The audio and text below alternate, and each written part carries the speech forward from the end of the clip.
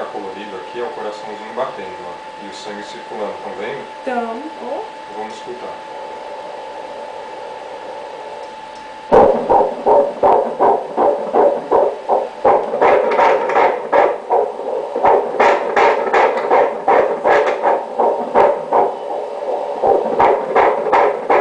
Dá pra ouvir? Dá. Tá batendo direitinho. Esportista. É. Eu não sei, mas tá batendo direitinho. Nossa, dá pra ver o ossinho atrás. Olha. É, aqui ó, aqui é a cabeça, Aham. um braço, outro braço, aqui mexendo o coração batendo, essa bolinha aqui é o estômago, essa bolinha preta, Ah, tem até estômago, né? aqui é a barriga, ó a coluna aqui, ó, tá vendo? Perfeito, Ó, assim. coluna, e aqui o bumbum, tá? E aí do bumbum nas pernas.